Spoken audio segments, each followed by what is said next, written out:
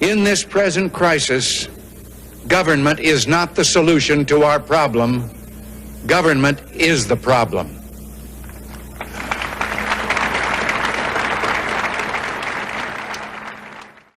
Milton Friedman's seminal work, Capitalism and Freedom, helped to transform the way we think and talk about government, inspiring political movements such as libertarianism and the Tea Party. A core message of those movements, and of Friedman's book, is that we need to limit government in order to promote freedom.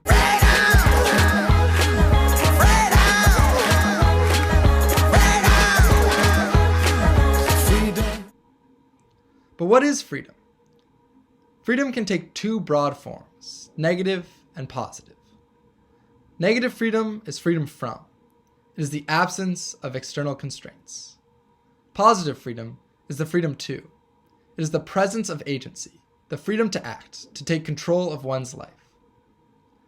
When Friedman advocates for a specific economic and political system, competitive capitalism, on the basis that it is the most effective system to promote freedom, he doesn't specify which freedom he means. Yet, over the course of his discussion of competitive capitalism, which has a powerful private economic sector and a more restricted government, it becomes clear that Friedman's focus is on negative freedoms, freedom from interference.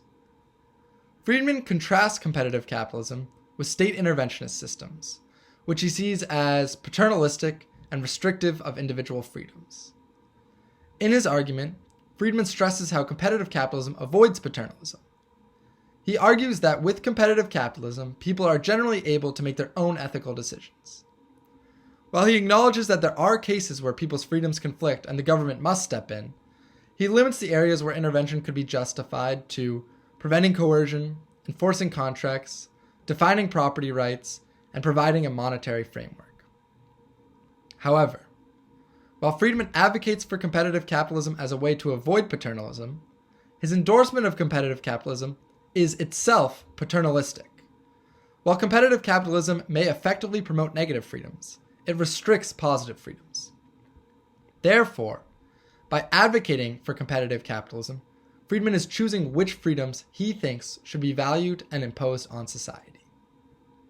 In the economic sphere, Friedman emphasizes competitive capitalism's voluntary and individual exchange, which avoids any central control of economic decisions. Individuals have the freedom to engage in the marketplace without direction from government. The 6 examples of economic freedom he provides, regarding exchange controls, mandated retirement contracts, occupational licenses, goods quotas, and price floors, all relate to removing government controls on how individuals operate in the economy. Friedman's preferred economic system thus ensures one of the types of freedoms, negative freedom. However, Friedman implicitly or explicitly advocates against changes to the system that would promote positive freedoms. Economically, the system he advocates for fails to support positive freedoms to act on one's free will when those freedoms compete with the negative freedoms he favors. For example, Friedman opposes government intervention even if that intervention addresses financial need and could increase people's agency. Friedman explicitly advocates against legalized minimum wages and Social Security. Receiving a living wage and having a retirement savings are often critical for people's agency because poverty severely limits the decisions individuals have the power to make and forces them to focus on living day to day. By rejecting programs that address financial need, Friedman imposes his own view that people should value freedom from government intervention more than they should value the positive freedoms that arise from having a degree of financial well-being. Furthermore, Friedman's description of voluntary arrangements ignores power dynamics that could distort the ability of people to effectively negotiate, and therefore dismisses concerns of exploitation. Friedman emphasizes that in competitive capitalism, individuals are effectively free to enter or not to enter into any particular exchange, so that every transaction is strictly voluntary. However, the nature of many such exchanges are inherently unequal. An unemployed individual has much less power to negotiate than the owner of the factory that she wishes to work at. While competition from other factories may go some way to alleviate this issue, those with power have incentives to collude and more ability to outlast laborers in their negotiations. Without government intervention through regulations, exploitation occurs, and individuals do not have the positive freedom to be the master of their fate. Once again, in the economic sphere, Friedman's system prioritizes negative freedom at the cost of positive freedom. Similarly, in the political sphere, the freedom Friedman underscores is negative. Freedom from government control of the economy in ways that restrict political activism. He provides 3 ways in which this freedom is achieved. First, because many jobs are not controlled by the government, people can publicly disagree with the government without fear of losing their employment. Second, because there are many wealthy people who are not directly tied to the government, activists are able to find patrons to fund their causes. Finally, because the government does not control who can buy or sell products, people of all identities and viewpoints are able to compete purely based on their productivity. According to Friedman, the impersonal nature of the competitive market counteracts prejudice. In all these ways, individuals who oppose political decisions are free from the government being able to engage in any form of economic retaliation. Yet, politically, Friedman's system fails to support positive freedoms that are restricted by wealth inequality or discrimination. Regarding wealth inequality, Friedman explicitly acknowledges and supports the fact that wealthier individuals have more ability to sway political opinions. He optimistically writes, "In a capitalist society, it is only necessary to convince a few wealthy people to get funds to launch any idea, however strange." By endorsing wealth inequality, Friedman accepts that less wealthy people are unable to participate on equal footing in political dialogue and decision-making.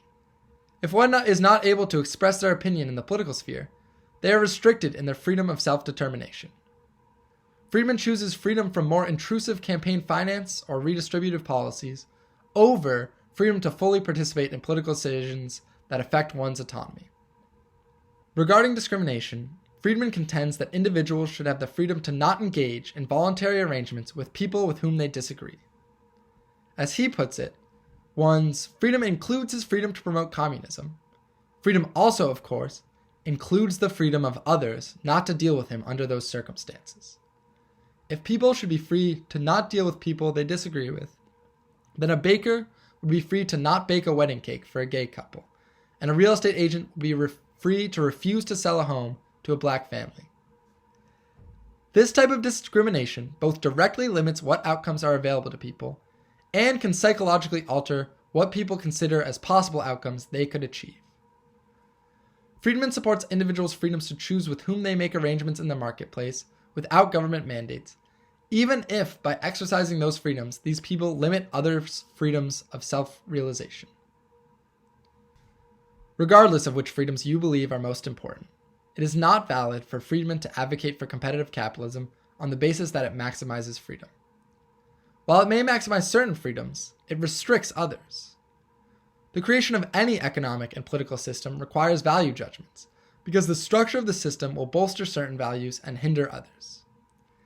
In designing a system, we must explicitly weigh which values we care most about, and build in the ability to change the system in order to accommodate our changing beliefs.